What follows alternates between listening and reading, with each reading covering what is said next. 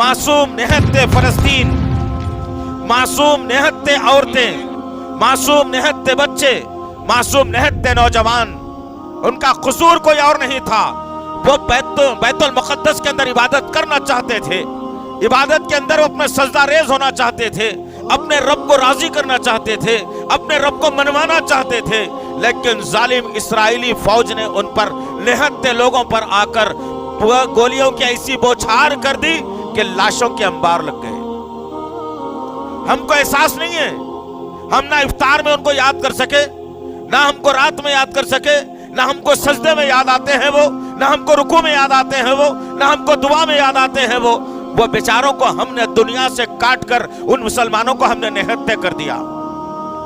आज शदीद जरूरत है जिजान मोहतरम मेरे और आपकी, जो लोग मोतकीफ बैठे हुए हैं हर मस्जिद के अंदर, मैं उनसे भी इल्तिमास कर रहा हूं कि रात को उठिए आखिरी पहर में, तहज्जुद अदा करते वक्त में कुनूत नाजिला का एहतमाम करके इन यहूदियों की तबाही का जरिया बन जाए मैं और आप, और इन यहूदियों को सफ़े हस्ती से मिटने का जरिया बन जाए मैं और आप।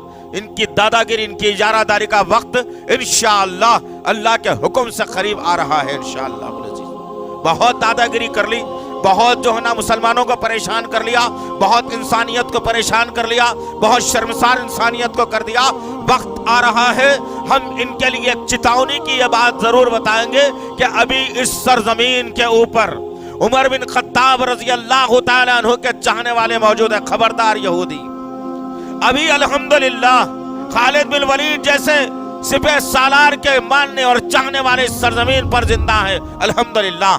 तुमको सफ़े हस्ती से जिसने मिटाया था, तुमको घुटनों के बल जिसने लाया था, तुमको जिसने अपनी सफों से दूर किया था, वो सलाहुद्दीन अय्यूबी के जानने और मानने वाले इस सरजमीन पर जिंदा है इंशाअल्लाह। इतना आसान नहीं होगा कि मुसलमानों को परेशान किया जाए, इतना आसान नहीं होगा कि मुसलमानों में तितर बितर किया जाए, इतना आसान नहीं होगा कि मुसलमानों की सफों में इंतशार किया जाए।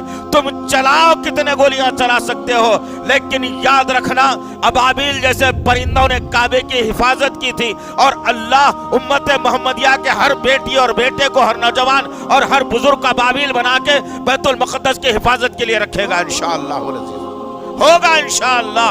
हम वक्त के इंतजार में हैं, हम अल्लाह से मुनाजात कर रहे हैं, हम अल्लाह से दुआ कर रहे हैं, हम अल्लाह को पुकार रहे हैं। हमारे गुनाहों की ये सजा है कि अल्लाह हम जानी इस दुआ आनन फानन कबूल नहीं कर रहा है, इसीलिए कि वह जबान से मैं झूठ भी बोलता हूँ, उस जबान से धोखा भी देता हूँ, उस जबान से मैं अल्लाह का नाम भी लेता हूँ, फिर अल्लाह कैसे मेरी दुआ को कबूल करेगा। इसीलिए मेरे मुसलमानों, ये चार मीनार के दामन में जो काला काले बुरखे जो नजर आ रहे हैं, ये जो दयूस किस्म के मर्द अपनी औरतों के उंगलियां पकड़कर जो शॉपिंग करा रहे हैं, मैं उनसे भी कह रहा हूं, बाज आ जाओ इन हरकतों से।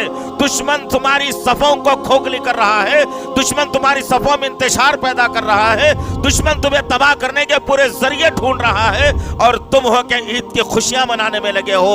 जरा सोचो उन लोगों के बारे में जो मर्ज से हैदराबाद की सरजमीन पर किसी का बाप मर गया, किसी की बीवी मर गई, किसी का भाई बेटा मर गया, किसी की औलाद मर गई, किसी का पड़ोसी मर गया। क्या तुम उनके गम में शरीक होना नहीं चाहते? होना चाहते हो। और उसी तरीके से जिस तरीके से फलस्तीन की सरजमीन पर आज लाशें बिछी हुई है, उनके गम में मैं इतनी दूर से शरीक हो सकता हूं। इसीलिए कि मेरे और आपके आका मोहम्मद सल्लल्लाहु अलैहि वसल्लम ने कहा कि मुसलमान दुनिया में किसी कोने में रहो, वो एक जिस्म के मानिंद है। अगर उसकी एक उंगली को अगर जख्म होता है तो उसका सारा जिस्म बुखार में मुब्तला होता है। यही कैफियत अल्लाह के नबी सल्लल्लाहु अलैहि वसल्लम ने बताई और कहा कि दुनिया के किसी खित्ते के अंदर कोई मुसलमान अगर परेशान हो जाता है या वो गमज़दा होता है तो दुनिया के सारे मुसलमानों को उसके गम में शरीक होना चाहिए। हम फलस्तीनी मुसलमानों के साथ हैं अल्हम्दुलिल्लाह, हम उनके दर्द में शामिल हैं इंशाअल्लाह, हम उनके गम में शामिल हैं इंशाअल्लाह, और अल्लाह की बारगाह में हम तौहीद परस्त जरूर मांगते रहेंगे इंशाअल्लाह। वक्त का इंतजार भी करेंगे इंशाअल्लाह, सब्र भी करेंगे इंशाअल्लाह, लेकिन हमें उम्मीद है कि अल्लाह हमारी दुआ रायगा नहीं करेगा इंशाअल्लाहुल अजीज। इब्राहीम अलैहिस्सलाम को अल्लाह 100 साल के बाद औलाद दे सकता है, तो अल्लाह हमारी भी दुआ कभी ना कभी तो जरूर कबूल करेगा। लेकिन हम ये वार्निंग करना चाहते हैं इन यहूदियों को कि अपनी अकल को ठिकाने लाओ। اور یاد رکھنا امت محمدیہ سے چھیڑ چھاڑ اچھی بات نہیں ہے۔ ہمارے نبی نے ہمیں صبر سکھایا ہے، ہم اسی صبر کے دامن کو لے کر چل رہے ہیں۔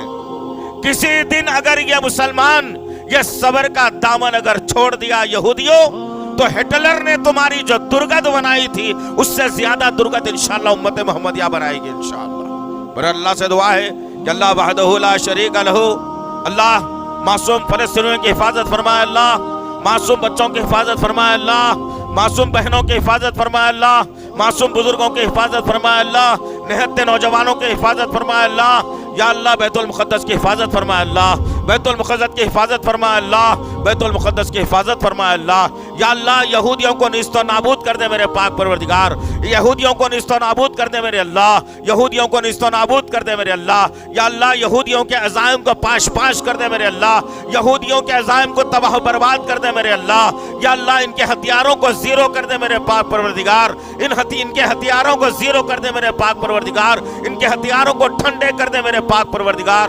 یا اللہ جو کوئی اسلام کی دشمنی اپنے سینے میں رکھتا ہے، ہمارے سینوں کو ٹھنڈے کرنے کے لیے، ہماری آنکھوں کو ٹھنڈے کرنے کے لیے ایسے ظالموں کو نیست و نابود کر دے، یہ زمین دوست کر دے میرے پاک پروردگار۔ تجھ کو تیرے تمام ناموں اور صفات کا واسطہ ہے، ہماری دعاؤں کو قبول فرمائے اللہ، ہماری دعاؤں کو قبول فرمائے اللہ، ہماری دعاؤں کو قبول فرمائے اللہ۔